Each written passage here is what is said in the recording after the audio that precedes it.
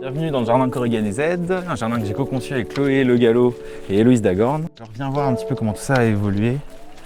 Ouais, c'est pas mal du tout. Création, on a démarré à partir de février 2025 et on est resté 5 semaines pour travailler sur ce projet. Donc un jardin en hommage aux fées bretonnes et par extension à toutes les bretonnes. Donc la fée Morgane et la fée Viviane ici dans sa mare. L'idée c'était de composer une sorte de jardin-temple à la gloire de ces fées qui au cours des siècles les représentations ont beaucoup évolué. Donc de fées bienfaitrices, elles ont souvent été dépeintes au travers du filtre du catholicisme comme des sorcières ou des éléments qui étaient finalement des péripéties qui étaient négatives pour le héros de la quête. Donc l'idée c'est de retourner le mythe de l'amour courtois. Dans un endroit plus reculé, le chevalier aux fleurs qu'on a choisi de représenter un peu dans un coin du jardin pour montrer que c'était un personnage secondaire. Et donc il est complètement encadré dans la végétation, prisonnier d'une genre de prison de sureau, qui est également la plante des fées, le sureau, parce qu'on s'en sert pour fabriquer le champagne des fées. Et l'idée c'était d'essayer de représenter le fait qu'il était au service des fées. Donc pour ça on l'a désarmé, donc son hallebarde est restée plantée avec sa main ballante, et de l'autre côté il saisit plutôt un outil de jardinier. C'est un peu la métaphore du jardinier dans notre création.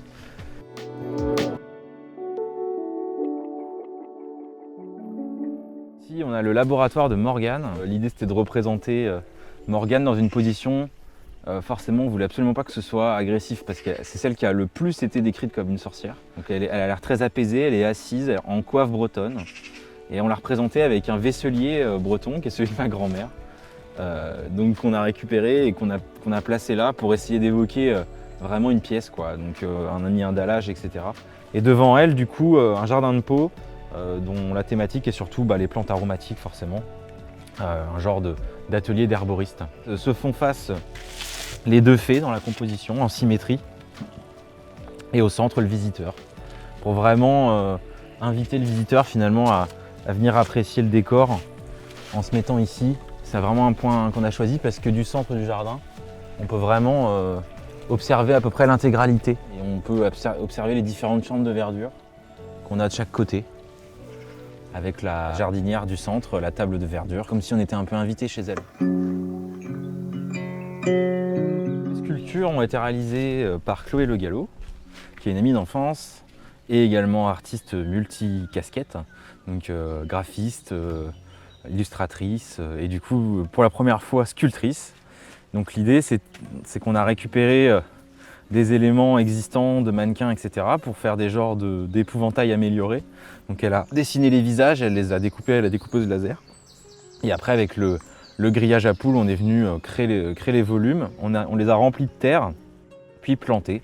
Mais l'idée c'était vraiment d'essayer de également apporter du végétal sur les sculptures, pour essayer de suggérer l'idée qu'elles font partie de leur environnement, quoi. Vraiment essayer de montrer la connexion entre les fées et la nature. Donc ici on a Morgane et ici on a Viviane. Viviane qui est au centre de son bassin, au centre de la mare. Viviane c'est la dame du lac. Forcément on voulait évoquer ça. La partie création aquatique a été dirigée par Héloïse Dagorn, qui est plus particulièrement, qui avait plus d'expérience que moi là-dessus. Et donc on a choisi une palette végétale pour venir aussi garnir cette mare. Donc on a placé des pierres tout du long, entièrement empierrées, fait les plantations dans des paniers, et après on a fait courir de l'hélixine un petit peu partout pour donner cette illusion que la pièce d'eau est là depuis très très longtemps.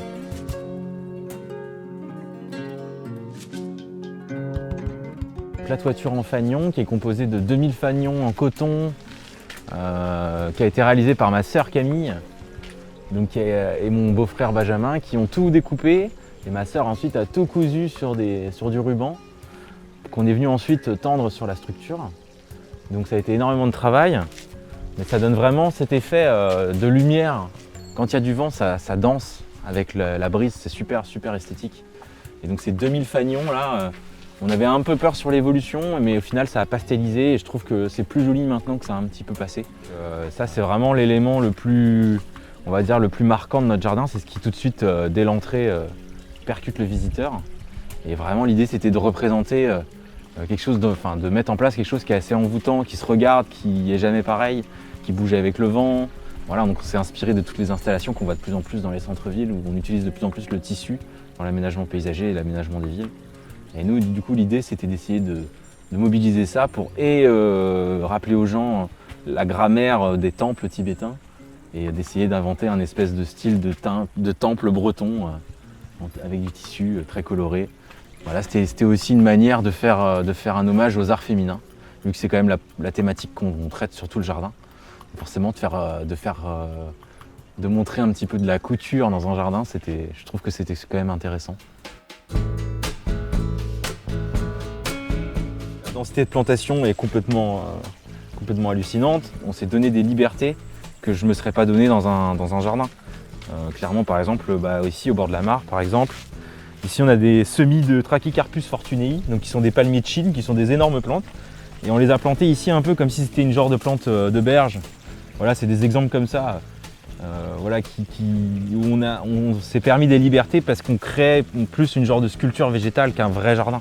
On est plus dans un décor finalement qu'un jardin, mais c'était la première fois que je faisais cet exercice-là et franchement, on devient vite accro. J'ai hâte de recommencer, de faire quelque chose comme ça.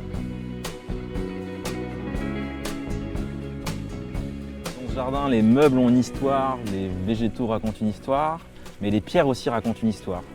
Donc ici, on a, au centre de la jardinière, on a scellé une bûche de châtaignier fossilisée que mon grand-père a trouvée en Alsace.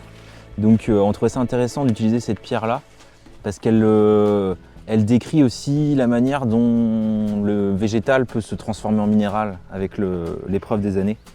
Et comme si finalement cette pierre dressée au centre indiquait le centre d'une magie tellurique très puissante. Ici on a le pudding de Saint-Adixie, donc, où on voit ici prisonnier donc cette roche sédimentaire, où on voit ici emprisonner des galets qui étaient également au fond de l'océan il y a des milliers et des milliers d'années. Donc l'idée c'était aussi par les pierres de venir raconter des histoires. Ici la jardinière, il y a également des choses qui sont cachées. Donc c'est une jardinière en pierre forcément bretonne, pierre de Plouet et de Calan. Mais le maçon qui est venu nous aider à la réaliser, en fait, est un maçon cévenol. Et du coup on peut voir que sur la base de cette jardinière, on a ici des petites pièces de tuiles. Donc ici, les barbacanes, donc, qui sont des évacuations d'eau. Et ces petites pièces de tuiles, elles sont typiques des murs de soutènement des Cévennes. Donc voilà, c'était aussi une manière de raconter aussi le passage d'un maçon sudiste. Donc c'est un jardin breton, mais voilà, qui a quand même participé qui a été construit avec la participation des gens de toute la France. Moi je suis très fier forcément parce que ça a été beaucoup de travail, beaucoup de doutes. Voilà, ça n'a pas été forcément très facile de tout mener en même temps. Voilà, ça a été assez laborieux, pour nous en tout cas. Donc c'est vrai que je suis très fier de voir que ça tient. On a été un peu déçus au moment des grandes chaleurs parce que du coup le jardin souffrait beaucoup. Heureusement les jardiniers du domaine ont vraiment réussi à maintenir de l'humidité et les plantes elles ont tenu. Donc là de le voir après ces pluies s'être autant développé, forcément je suis fier, je suis très content. Parce qu'on retrouve les effets qu'on avait un petit peu imaginés sur plan.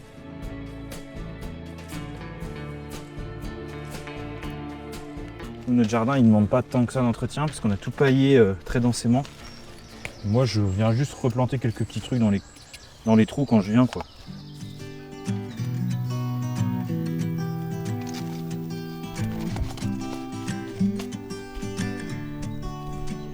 Forcément, les fées bretonnes. Faire un jardin de fées, c'était intéressant. Et comme assez vite, on s'est dit qu'il fallait qu'on en fasse une interprétation féministe, du coup on s'est dit qu'on allait essayer de traiter dans le jardin un petit peu des références à plein de choses, à trait aux arts féminins, etc. On a voulu faire un petit peu à libre interprétation du visiteur, c'est-à-dire est-ce que ce sont des fées et des sorcières. On n'a pas envie de trancher, on laisse les gens décider, parce qu'en soi même des sorcières, on n'est pas forcément contre. Ce qu'il faut par contre, c'est essayer de questionner le propos central du jardin, c'est quand même de questionner et de retourner le mythe de l'amour courtois. où c'est toujours le personnage féminin qui détourne le héros de sa quête. Pour une fois, c'est l'inverse.